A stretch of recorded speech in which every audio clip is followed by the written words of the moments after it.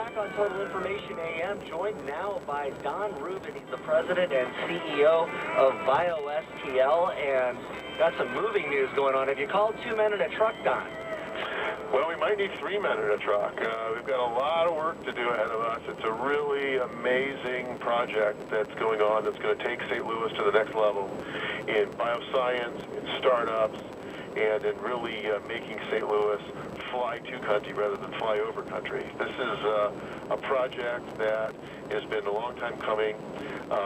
Washington University has developed this 1930 historic building that used to be a printing press plant for the Post-Dispatch, and transforming it into a space that can accommodate growing biotech startups, and all of our BioSTL programs will be together in that building.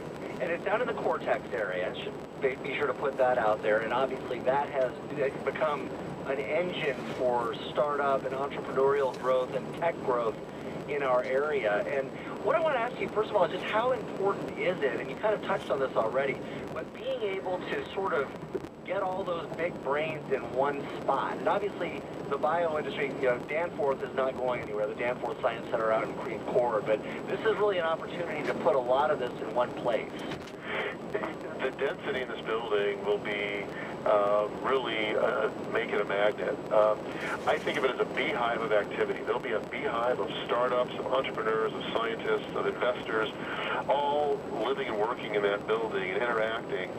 And when we attract investors or individuals from around the world through our global STL program to attract cutting-edge innovation, when people come to visit a colleague in one of these companies, instead of coming from the airport to a meeting and going back to the airport and not really seeing what St. Louis has to offer, this will bring people into that beehive of activity, and they will see all of the energy that's happening in biotech discovery, in transforming ideas into cures for cancer, into the capital and the people and the play, all the things that come together to make this a strong, successful ecosystem here in St. Louis. And the biotech ecosystem in St. Louis is among the strongest there is. We want to make sure that people recognize that and see that, and by having it, so much of it together in one building is going to be a great way to demonstrate that to visitors and St. Louisans alike. And you had a piece of the Post-Dispatch on the 4th that goes well beyond just the biosciences. In fact, you just were part of a symposium talking about self-driving cars. How did you get involved in that, and where do you see that as all kind of coming together with all this? Yeah, well, BioSTL has really been involved in innovation across the board.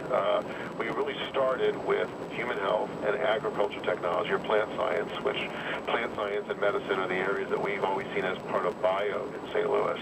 But we've been supporting the entire innovation economy for a decade when it comes to policy and STEM education and training entrepreneurs and all the aspects of building an ecosystem. So it was a natural step for us to help convene the symposium on one more cutting-edge area that St. Louis could be a leader in, and that was the autonomous vehicles. Through our global program, Global STL, we attract innovation to St. Louis around all of St. Louis's strengths, whether it's agriculture, human health, cybersecurity, financial technology, industrial technologies. So we've been able to build a platform that really helps capitalize on St. Louis's strength across the board. Do you think we're going to see self-driving cars roaming around here in some kind of a testing program? I know Pittsburgh kind of took that over as far as working with Uber early on. What do you expect to see here? From what I learned from experts in AV, or autonomous vehicles, St. Louis is going to be like every place else, and our community is going to change by ultimately needing fewer parking garages and parking lots.